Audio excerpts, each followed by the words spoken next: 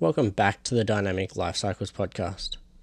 Winter is here, and for cyclists, that means tackling one of the hardest challenges, staying strong and ready through the cold times.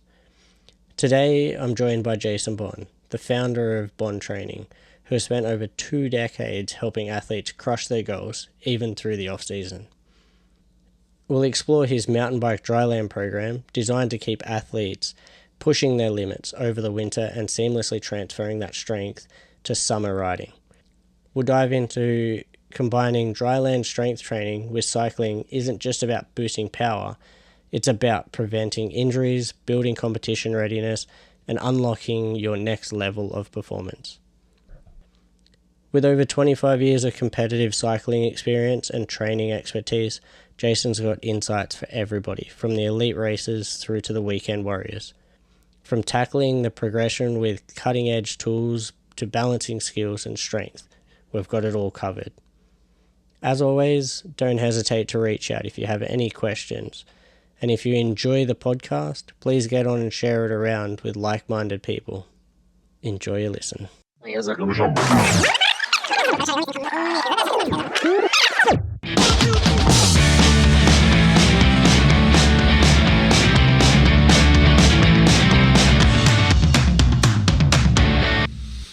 All right, Jace, how are you?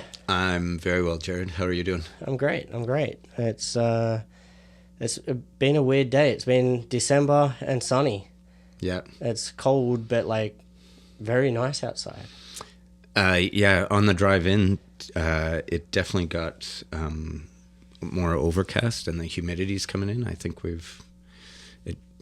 more so than last year, it feels like it's going to be a big winter.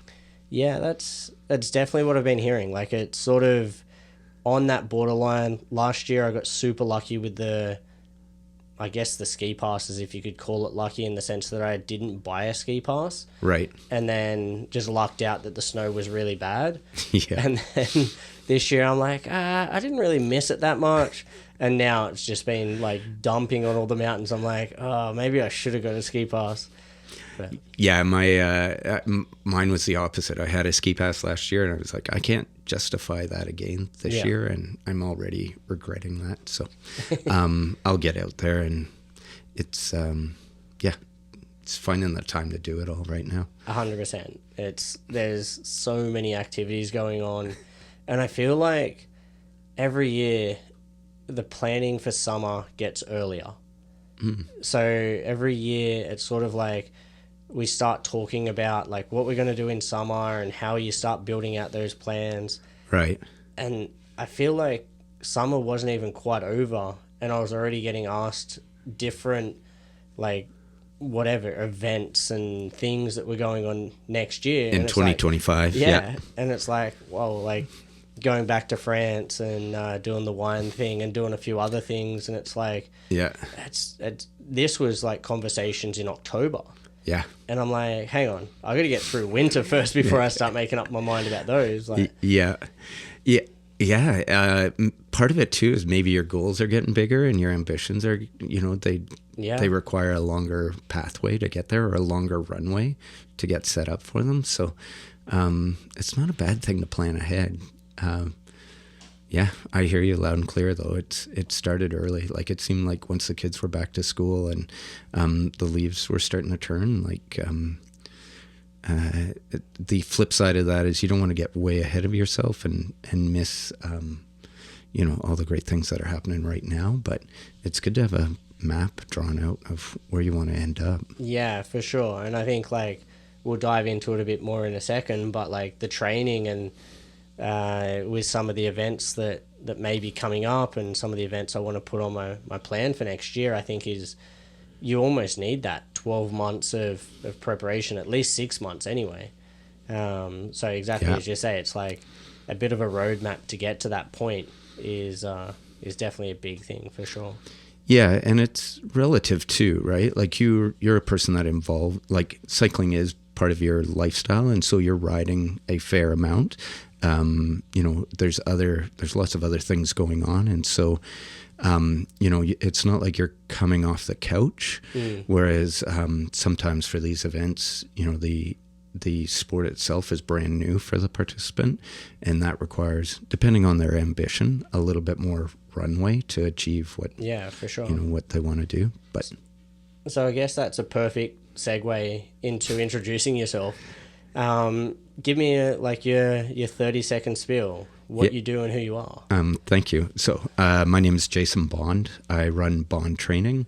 I'm based in North Vancouver, and we do a couple different services with regards to training for cyclists.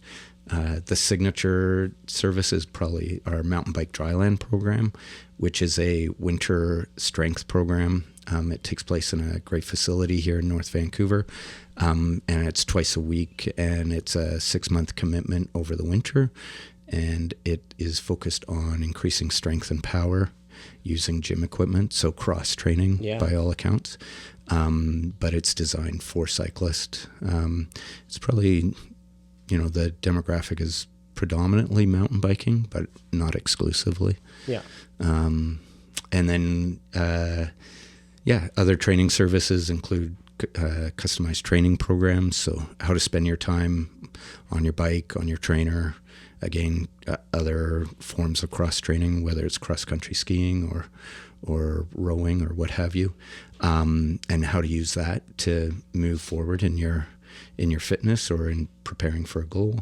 And then racer and rider development, which has always been very near and dear to me, but how to, we're talking about these events. Yeah. A lot of the participants in my program, events for them are actually a vacation or the ability to get out for a big weekend with their riding cohort. But for other people, it's a competitive outlet. So it might be their first time doing BC bike race, or it might be high-level enduro events happening here in BC or abroad, DH, BMX, Fondos, all these. Yeah, all the different all aspects. Things bike. Yeah, two-wheeled. Yeah. So tell me a little bit about that importance of training, because I know you just mentioned a ton of different options that you can train, how you can train. Yeah. Tell me a bit about the importance and what you believe training is, because I think there's a somewhat of a misconception on what it is. But how, for me, and it always comes back to the context of whether you call it athlete, rider, person in general. Yeah. Training can be anything from, for me, riding your bike for fun right through to being a super structured, record everything professional athlete.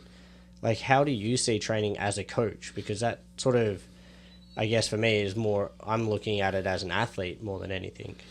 Yeah, I would take your definition just one step or refine it slightly, in that it's taking an individual and moving, whether it's skill or physiology or any knowledge, and moving from point A to point B as far as on that progression of improving as a rider. So any element, there's a number of elements you can focus on, but that at the very basic level, that's what training is in my mind. There's that opportunity to adapt and grow. Yeah, for sure. And I think with what you're just mentioning there, it's sort of, I guess, breaking down whether it be skill-based or physical-based, I guess, is what you're saying. Yeah. So I like to do almost this gets really nerdy very quickly, but it is one of my favorite subjects. But, it might come down to what we would sometimes call a SWOT analysis. So your strengths, your weaknesses, the opportunities, and the threats. So, for somebody that wants to do their first BC bike race, going over, what resources they have time-wise, and then, creating a plan around what their expectations or their goals are. If they want to finish in the top 5% at a BC bike race and age group, it's going to look very different than the rider that just wants to finish. Yeah. So, creating a plan that's reasonable, that also is achievable, and is realistic. Yeah, for Those sure. are all important elements to it. And so that might be a big focus on skills. It might be a focus on the physiology. It will more than likely incorporate both elements. racecraft, the mental part of preparing for an event like that. There's and that's the rider development that I really enjoy. There's a number of pieces you have to consider. Tell me a bit more about that, because I'm a massive believer in the mental aspect of the training. And sure, I know, talking with a bunch of professional athletes and different people, and this comes a lot more from the motocross world than the mountain bike world, but I know there's been a ton of the downhill professionals, like the top guys, that are using like mental coaches and strength, like to strengthen that mental game, just to really open up what they can believe. And I think, like, you go back to the like positive thoughts give positive results, and sure, that type of thing. Yeah. When you talk about the mental aspect, what are you trying to work with there? Because there's tons of different things, I guess. But yeah, and by no means am I an expert on that. I mean, we both have talked to Jake at the Mine Mountain, and it's really cool to see what he's pursuing and trying to make that knowledge and that insight more accessible. It's about one's belief in themselves. It's about how one sees themselves in the world. Just a belief in their preparation, knowing that when they show up, they're prepared, but also, that their expectations for their performance are in line with the work they've done. We're coaching a BMX development team, and a couple of those athletes were at the Grands this past weekend in Tulsa, Oklahoma. And, they're young athletes, but they haven't been to an event of that caliber. And it's really interesting to see, how each of them handled it. I'm really proud of each of them. They've done so well, but, can they look at themselves in the mirror and say, that was my absolute best performance? Or under the circumstances, did I do the best to my ability? That's an interesting, that's part of the equation. Yeah, exactly. And I guess, working with those athletes to understand how they felt and where they felt they were lacking, to then work on that. So then it goes full circle almost, because I'm sure some of them were just like starstruck with some of the people that would have been walking through the pits, and just the size of how big that event is. Yeah. But then on the flip side, I'm sure some of them were like, oh, like, this is just a normal event, like, but then where were they lacking in that sense? Is it strength, or is it that they just need more experience at that size event, or where that goes, I guess, is how you could break the mental. Is that where you... Yeah, 100%. Like, because these are young athletes and they're self-motivated, from my end, my partner Elle works with them as well. We wanted to make it really clear that this is an event of a caliber they're not used to, but with their ambitions and their talent, like, we know it's going to be part of the routine in the years ahead. Yeah. And so to go down and take it all in, take it one gate at a time. They know what a BMX gate, the cadence is the same whether you're at North Shore Inter-River track, or in Abbotsford, or in Chilliwack, or in Washington, or in Tulsa, Oklahoma. Like, it's the same voice, it's the same set of lights. So, be prepared to just do your best each gate at a time and take it all in, because what I saw, and I saw this just from the outside watching our downhill athletes race at the World Cup, that first time or two, especially, and even the first season, you start showing up for World Cup downhill races, it's overwhelming. Like, so, mentally you can go into it. There's games and tricks you can do to prepare for that, to give your best performance. But if you're looking at the long-term game plan, by taking some of that pressure off yourself to give your absolute best performance on race day, the very first time you're at a World Cup, it allows you to enjoy it and be really tuned into important lessons that you'll carry forward with you to future racing.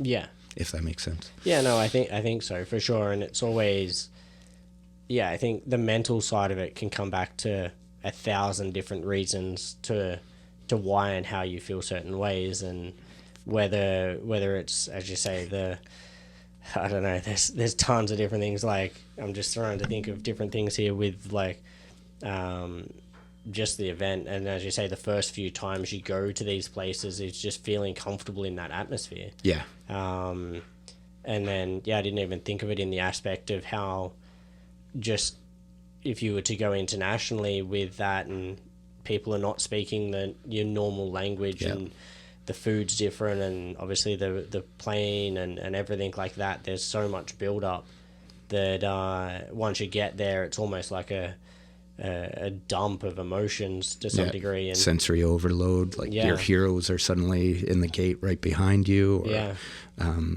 there's the noises are different, the sounds are different. So and these riders we're working with, like, that's where they want to be. Like that was one of their goals for the season, and they achieved that goal. So that's worth celebrating. That they were. I've said it. I'm so proud of what they've done. But we know they're on the path that if they want to, they can be back there next year and for years to come. So they'll be smarter and wiser and even, more adept at putting out their best performance. For sure. And I think, the biggest thing is just like the experience for them right now, which is so cool. Yeah. Like, I remember going through all of that sort of growing up racing, and then it's kind of funny, I'm thinking about it now, like racing A-Line this year, being that I raced pro versus my age. Yeah, that's awesome. Which is, it was kind of forced upon, but at the same time, it was really cool because the guys in front of him behind me are like World Cup factory level riders. Literally, the guy, I can't remember who was in front of me, but I think it was, I'm mental blanking now on the people in front and behind me, but they'd literally come from the previous World Cup racing. Like, it would factory. have been a who's who. And exactly. Yeah. And at the same time, I just felt calm. Like, it was cool now to reflect on that when we're talking about this, and having that mental ability to help break that down, I think, is interesting. And hearing it with some of the younger riders, how they're coping with it and stuff. It's interesting. So tell me a bit more about the Dryland and what the goal is of that, because I feel like we sort of have this in the mountain bike world, a bit of a, I don't even know, maybe stigma is the right word behind, bit of a stigma maybe behind like the gym training, and there's, I think, still a bit of a hangover from where you had to be super light and lean from the road world. And I know that's a bit of a, like, 20 plus years ago now, but at the same time, there's still this, I think, little bit of a, we just want to go ride our bikes and party hard, and how that's changing. And you've kind of done this through that whole transition. Because how many years is this in? This is season 16. Yeah. Yeah. So when I started the program, it came as a result of training myself for downhill racing here in BC, so at the BC Cup and some of the Canada Cup level. And I was just working up through the ranks, but I was really ambitious and I couldn't crack the code with regards to results. And in the winter, we have access to great recreation facilities here on the North Shore. And so just started with basic bodybuilding program. And then what I saw, and I don't know why, I think like one of the things, because at the time there wasn't a lot of research and information about what to do in the gym, or if it was even effective as a downhill racer. But I think I've said this before, but I started to turn to other sports, and in any activity where there's a lot more resources, they're going to be very efficient with their time and where they put their energy. And so it's not hard to connect the dots of some of the similarities between downhill racing and on a mountain bike and downhill racing and skiing. Yeah. Or even motocross, like especially out of California and southern states, there was a lot of resources put into their racers, and there was some information coming out about what they were doing, the really successful athletes. So I looked to what those athletes were doing. I'm trying to think of some of the other sports, but those were two parallels that were very easy to draw, and they were definitely like, Dryland came from the ski world. Like that's what you did in the summer, is you went and ran sand dunes and lifted heavy weights and these other elements. You were off the snow, you were on dry land training, but you were doing what you could in the summer to prepare for your ski racing over the winter. So that's where the program started, or where a lot of the inspiration initially and the knowledge that I use in our programs initially came from, and then over the years have just refined it.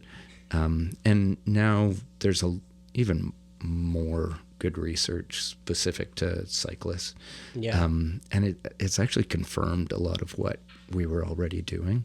Yeah, I was going to ask you about that, because I feel like the trainers of the professionals, let's call them, have somewhat become more public now. And I feel like you started in the opposite way of starting with the public training and training yourself and working on yourself and understanding, okay, I'm a rider, I need this strength, and understanding how that reflects in the gym. Yeah. And then now you hear and see all these different sort of academies or professional trainers that are doing different things online. Yeah.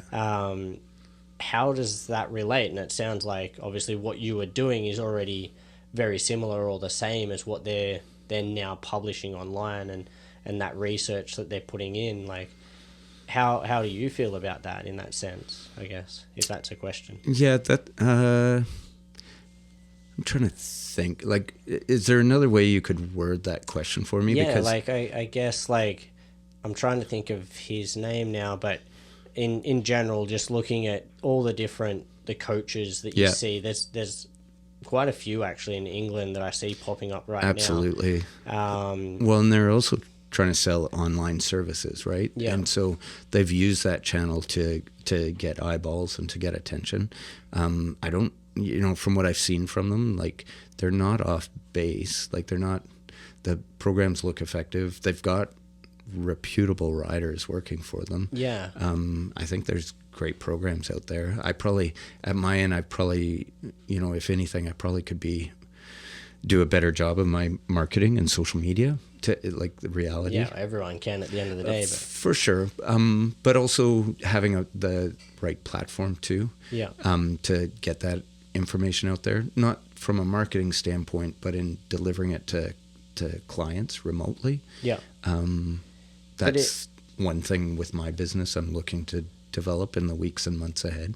Yeah, and I think even refining what I was just questioning more is, how would I explain it? Sort of, have you seen an uptake, I guess, in that training because of these people coming more available and more online? It's sort of like that rising tide floats all boats type thing. Have you noticed that change over the years? I think the biggest change that I've seen as far as people coming in to train with me is actually more the information around how important strength training is as we get older. Yeah. The program I run is I'm not giving it away. It's an investment. And so, it tends to be like, we have all types in the program, and I'm so proud of the people that it attracts. But at the same time, it is a commitment of resources. And so there's more and more information about quality of life, longevity, and how important strength training is to that. And in this part of the world, you know, those riders understand that if they're only doing endurance activities all the time, even mountain biking, you know, you're more apt to be dealing with osteoporosis down the road. You're more apt to be dealing with injuries that are harder to come back from, whether you're a young athlete or an older athlete. And the gym really helps move the needle on those things. You know, and so that has been a bigger influence on who's signing up for my program these days, is the research just on, like, if you want to keep skiing or keep biking at a high level into your 50s and 60s and 70s, you better be getting into the gym once or twice a week on a regular basis. So yeah, so the program does attract the high performance athlete. But what's interesting is I think the average age has swung from when the program first started to where it is now. And you see this older athlete, and, you know, lots of them are fantastic, really high level riders. Yeah. They are competitive or not. But that average age has moved up probably a decade over the last 10 years. That sort of answers the next thing I had on my page, is like, who is participating? Because I feel like exactly that. Like, I know when I'm in the gym with you, and then also in the indoor center, they're doing the hybrid side of things. That age range, well, now with the hybrid, we've got kids in there at 10, 11 years old. Yeah. Right through to, I'm putting a guess here, onto that sort of 60 plus. Yeah, absolutely. In some cases, and I think it's sort of exactly as you say, that age bracket is becoming more and more diverse, I guess, is the way to describe it. And seeing different people and talking to different people and seeing how late they're riding into their life, I guess, is such a big thing. And it was always interesting, I would say, in the last 5 to 10 years, how many people have swung from, excuse the pun here, but from golf across to cycling. Sure. And then moving to North Vancouver and seeing not only just cycling, but even mountain biking in general, how late people are riding. Like, you take North Shore Betty, or someone of that age. Yeah. And she looks super fit. Like, I've not really got to speak to her too much in person, but just seeing her in passing, like, yep. And I don't know how old she is. I think she's somewhere in the 70s from what I understand. I think so. I mean, I haven't had a chance to work with her in the gym, but, you know, that's exactly what I'm seeing too. And we live in a part of the world, like, it's the North Shore. Like, it's not a place you tiptoe around on the bike, you know, and one of the things I love about the program is getting to hear about the rides and the adventures the participants are partaking in on the weekend. It's one of the first questions I ask is how their weekend was and what the riding involved. To be clear, like, I'm a rider first and foremost. The gym is a tool to complement that riding. And so I think that's my clientele. That's what they value. And then it's a matter of their time. Like, they're coming to me, they're smart, and they're busy, but they know by committing to this time slot twice a week, whether it's these young athletes coming up and their parents supporting them, or these age group athletes, they know there's no fluff. Like, I really try to make the hour high value. Yeah. And, you know, it's so that speaks to the broad range of participants and the type of participant, is that they really understand that I value their time and I want to make the most of it. There isn't a lot of fluff in our sessions, so yeah, I would agree. I think they're pretty efficient with what you get done. Yeah, in that sense. Yeah, thank you. And then I guess, as a full side note to that, is strength versus skill. I think this is a real interesting one, because I get asked this a lot, like, what do I work on and when do I work on it and how do I work on it? And I don't really have a straight answer because I don't think there is an answer for strength over skill or vice versa. Because I believe that you have to have, there's a certain level of skills you have to ride a bike. Sure. There's also a certain level of strength. And depending on the level of riding that you're riding at, it sort of comes back to what is needed at that point. I think there's a ratio there for sure of you take your age group cross-country level rider versus, say, someone like Steve Vanderhoek. And it's just like, okay, you look at Steve, and he's a firefighter. He's ripped. He's 6 foot whatever. Like brick house. Yeah, exactly. Just solid muscle dude. Yeah. But he needs that strength to complement the skills that he has to ride the way that he does. Yeah. And it almost goes in like that full triangle sort of situation. And then you go backwards from that.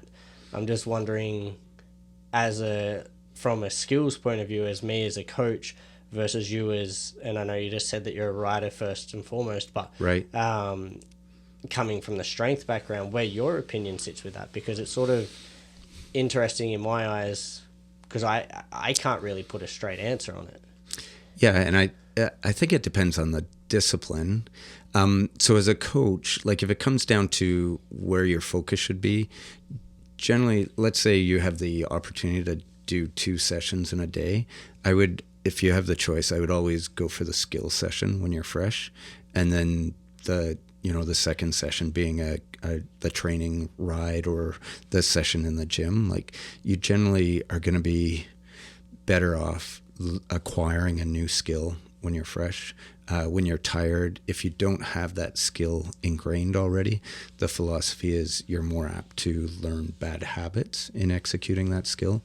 And so that's, if you have a choice in where you're putting your energy, you definitely want to try to acquire skills while you're fresh. And then in the big picture, I think it's a question of what is your limiter. And so, as a road cyclist or an XC athlete, you need a certain level of skill. You need to be comfortable riding, on a wheel, in a peloton, cornering safely, all these elements. But relative to maybe a downhill racer or a BMX racer, the execution of skill, and I don't want to offend anyone out there, but because I've done all the disciplines and they're all humbling in their own right.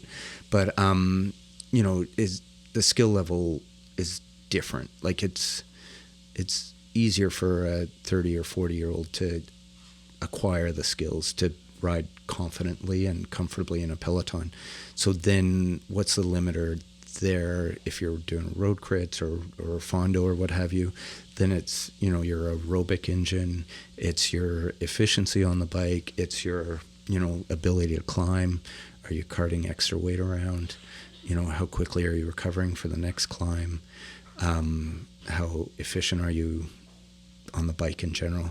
And so as a coach, those are the, you want to figure out what the limiter is. Yeah, I would agree. More strength is going to help on the climb. It's going to help in the sprint. It's going to make you a bit more resilient. It's actually going to increase your efficiency as long as, your weight, watts per kilogram, aren't thrown way out of whack. You're generally more efficient with a bit more muscle. So in that case, your training might be a better focus. Like, you always want to work on what's most important. But for that BMX athlete, if they're really highly skilled already, then the strength's going to be more important. The ability to, to bend cranks and bend carbon when they come out of the gate is going to be more important. And yet that's a really highly skilled sport. So I'd be hesitant to say, sacrifice the skill element. So for the younger athletes, the strength is low on the totem pole for the younger BMX athletes. Being young is their age and stage, acquiring skill is going to have a bit more of a priority. For that, that young enduro athlete, downhill athlete, it's a mix, you know. So then it comes back to what your limiters are, and what is the next level you need to achieve your goals in your sport. Yeah, and I think that's a pretty fair answer. Like as I say, I always struggle with it because it is something that as a skills coach I get asked a lot, is like, what should I do in the gym, or how should I work in the gym, or how much should I be in the gym? Right. And it's, as you say, it's literally what is the limiter. And that's a perfect way to put it. I hadn't thought of putting it that way, in the sense of, yes, like, okay, you have more than enough strength. You come from a bodybuilding background. Right. Like, you don't need to be in the gym. Yeah. Or you come from a pure road background and you're trying to race downhill, you need to put on 20 pounds of muscle. And that's maybe that's the wrong number, but you know what I'm saying? Like, there's a percentage there, and I think it's interesting to hear your side of it, as how that breaks down on that side of things. And I guess that goes into the hybrid training, and I guess where that comes from, does it not? Yeah, in part. Like that program's been really fun because it incorporates a couple different important elements, right? So the hybrid program, for those of you that don't know, is something we're doing at the North Shore Bike Park, where I think we're running about 6 or 7 hours a week right now of programming. And full disclosure, Jared's leading the skills element and the training sessions, which has been really fun. But it involves basically, it's a program where we can introduce trail riders to the bike park and to some training concepts that the bike park is perfect for using, that will just make you a better trail rider. Yeah, and I think exactly what you're saying there. It's sort of that stepping stone into the gym. Whether you've been in the gym in the past and been out for a long time, or where that goes. But I think it gives that, without making it sound like it's inferior to the gym in general, but I think it just helps create a good base for training. And it is for some people, it is an introduction to some of the concepts around training, like some of the measurables. We do have an aspect of this session that is we refer to as Dryland, where they're off the bike doing some strength work or some mobility work. We only have an hour, so we spend about 15 minutes of our program doing those sort of things off the bike, which isn't enough time, but it's a great introduction to some of the things you can do that will add to your riding, whether it's from a performance standpoint or from a resilience standpoint.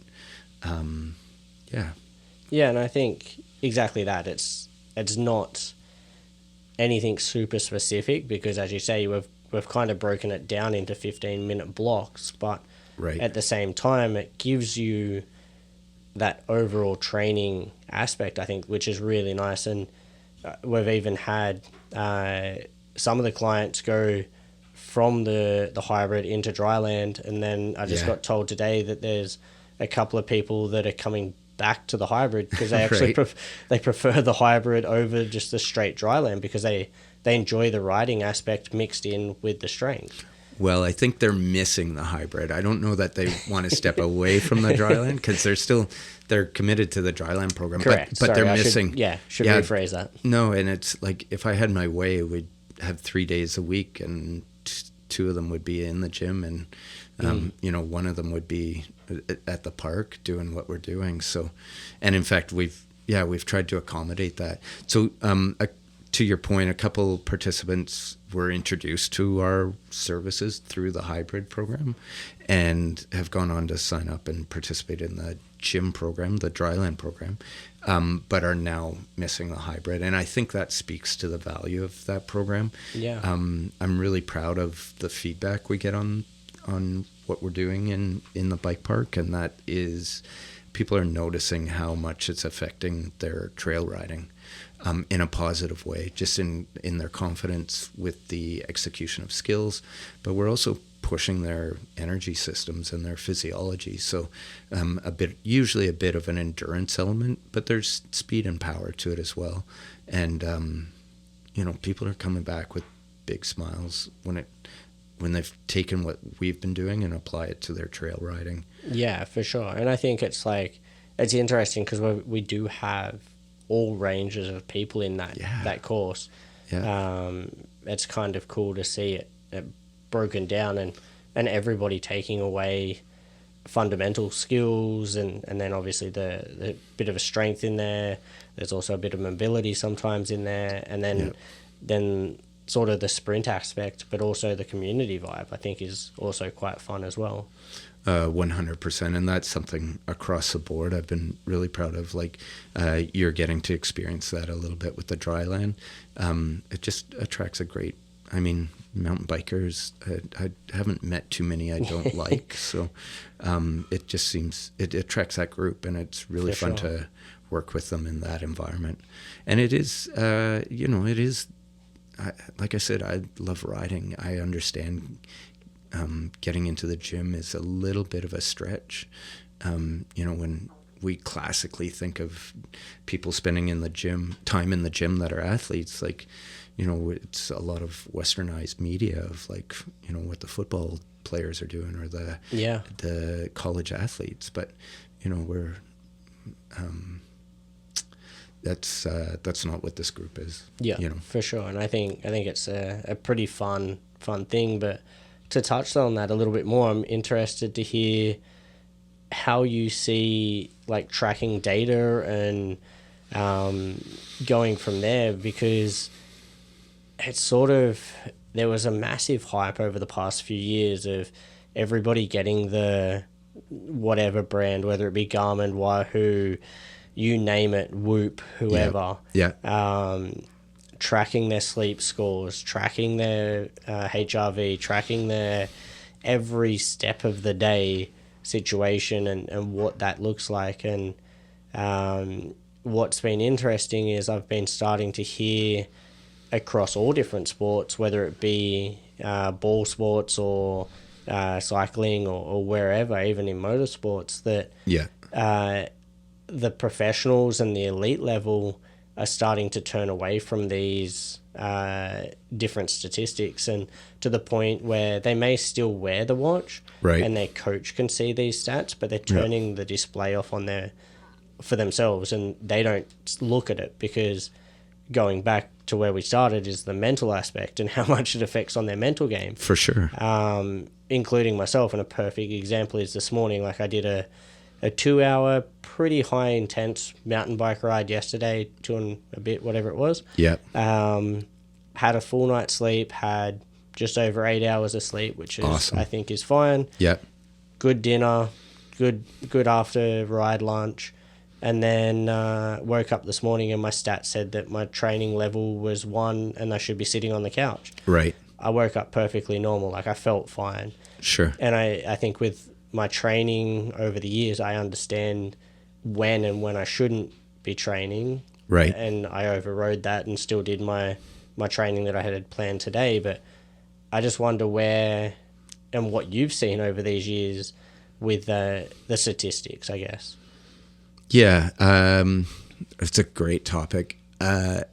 So I think all of these tools they're insightful. They give the athlete some insight into what they're doing. So, heart rate monitors became very accessible, and you learned that, your heart rate would do this when you're off your saddle sprinting up a hill, and it would do this when you lie down. And that insight and knowledge is helpful.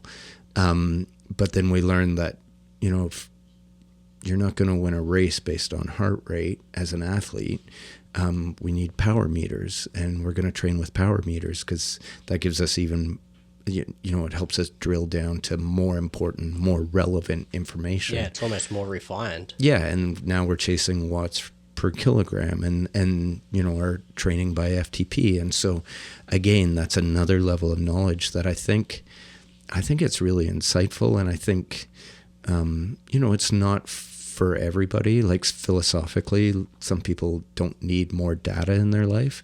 But I like it. I like looking for the trends and understanding how my body's working.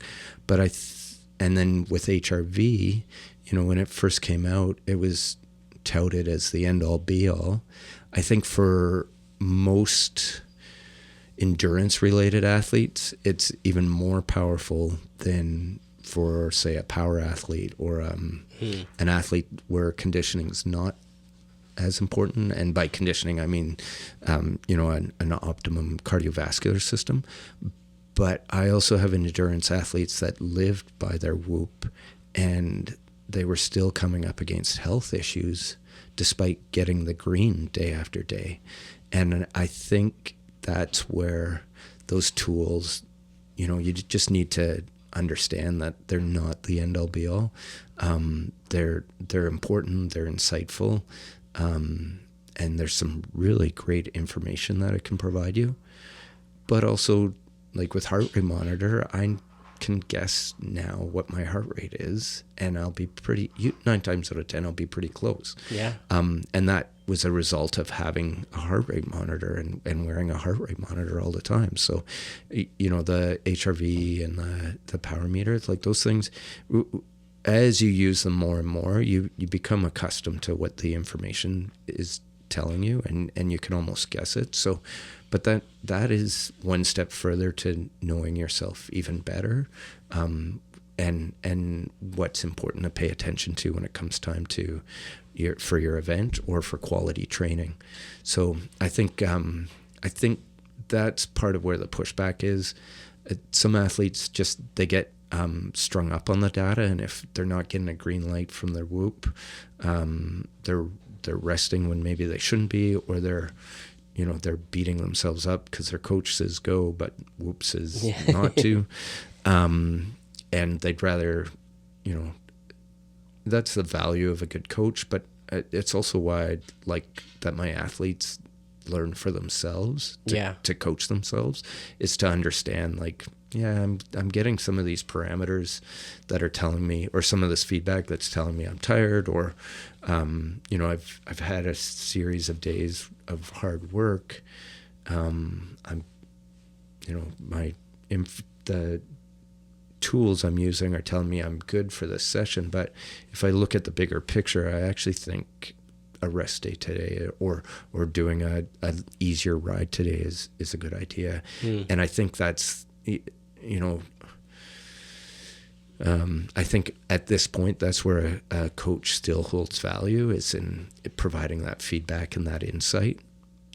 Yeah, I would have to agree there, in the sense that I know with the athletes that I've worked with, and then also on the flip side, being an athlete and having being coached, there was one person that I was coaching, and I have to be careful with how I say this, but one person I was coaching, and they had insane numbers, like physically they were great. Yeah.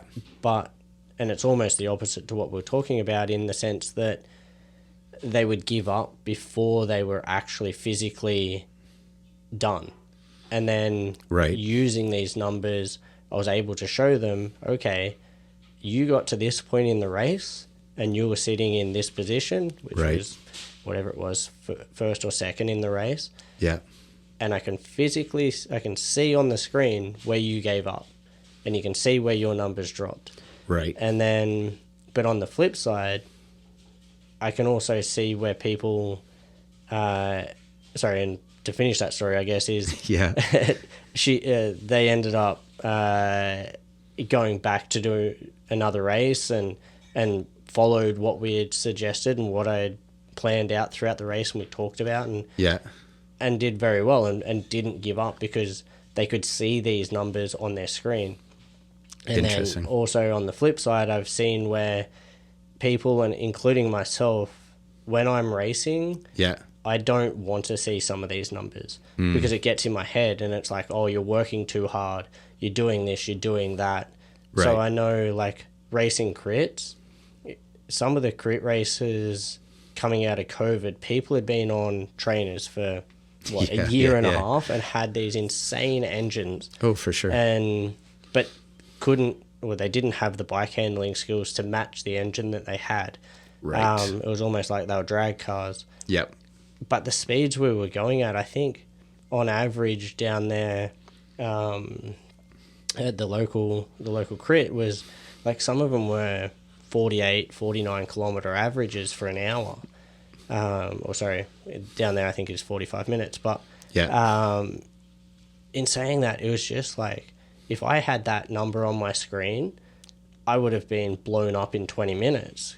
Just mentally, so taxing seeing that number. So the only two things I had on my screen, cadence and the elapsed time of the race. Love it. Because I didn't want to see my heart rate, or I didn't want to see my power output. Yeah. Because all the speed for that matter, because I know what that means to my body. That would play with your head too, right? So it's interesting hearing all these numbers and then them relating that to the big picture of the entire day of like, okay, did I get enough sleep? Did I get enough of this? Did I do that? Or how that would affect. But then as a coach, like understanding that you work that way, and it's perfectly fine to look at those two numbers. For me, I knew as soon as somebody said on your mark, get set, go, I knew automatically my heart rate would be 10 beats higher just based on adrenaline. Yeah. And I'd read that happen with other athletes. So for myself, I needed, especially on the longer XC events, I needed the heart rate just to know I was at just below my red line, but I had to take into account it was going to be 10 beats higher than what my training red line would be. Yeah, which is a good point.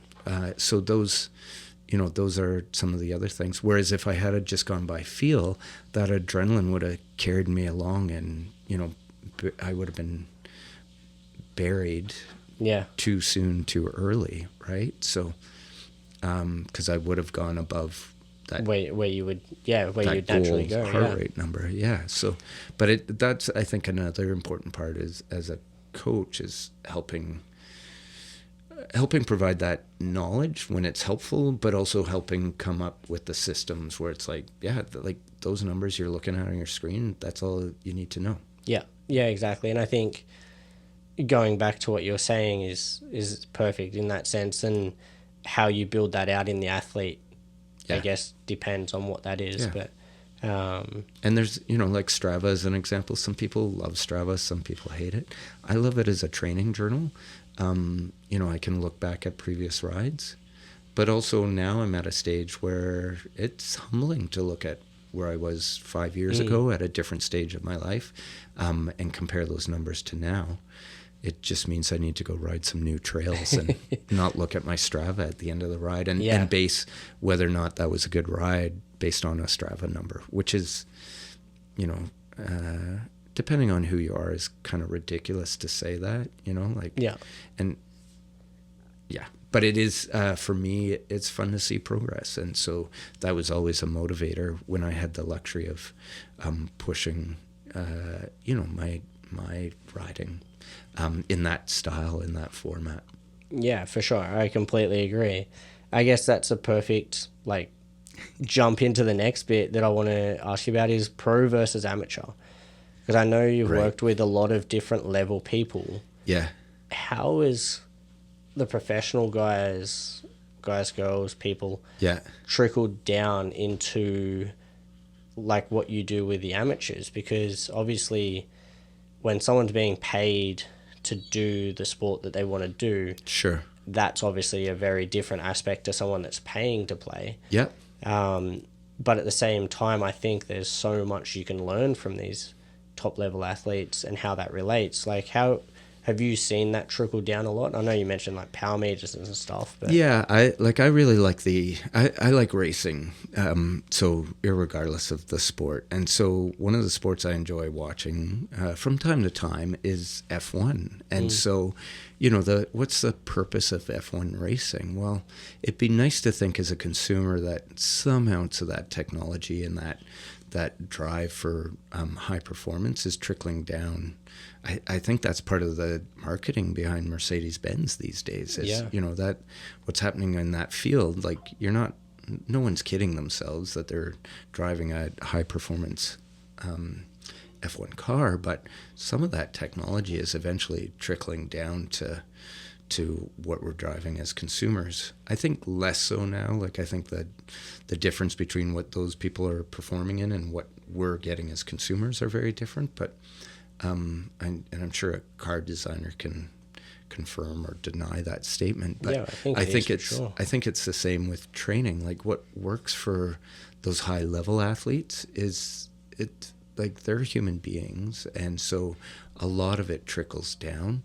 The program itself isn't very different between my young high performance athletes and those older age group athletes. The program's the same, actually, but what's different is, the training age, how long they've spent in the gym, how long they've been training at a high level. That's an advantage for some of the older athletes that have been training with me for over a decade. Yeah. But then, and I've mentioned this before, but it's also comes down to their resources. Like, they have careers they're trying to manage. They have families or relationships they're trying to manage. They have, they're concerned about putting food on the table, all these elements. Whereas that younger athlete, it's different. Like, they tend to have more time available. They can get out on the bike more often. They may or may not be well funded. Like, the resources are different, and so their ability to recover will be higher. Meals might be cooked for them already, or whichever, right? Or they're not worried about where their next bike is coming from. Like, that's so they can focus more on achieving their high performance, and their recovery's quicker. Like, just through and through, it's they bounce back quicker. So, with those younger athletes, the skill of lifting is really important to me. If I've had the chance to work with them for a season and I never see them again, I want them to be confident to walk into a gym and know how to deadlift well, or know how to do the various exercises well, know what good gym etiquette is, so they can walk into a public gym, do a good workout, and people aren't alarmed, or they're not putting themselves or others in danger. So that's an aspect of what we touch on with everyone. But I think one of the biggest pieces of value for the younger athletes is, that's an activity they can access at any point in any stage of their life. And so for sure, instilling in them good habits and good skill is one of the things I want them to be able to take away. Yeah, definitely. No, I completely agree. Cool. So, that's all good. We're coming up to almost an hour now. Yeah. Is there anything else you want to touch on before we finish up? Yeah, just looking ahead to 2025, like, the Dryland program's in effect, and so we'll open up that program again next November. But people that are curious or interested, we run it over the summer, and so you can sign up on a month-per-month basis. The hybrid program is evolving, and we're looking to add some more sessions.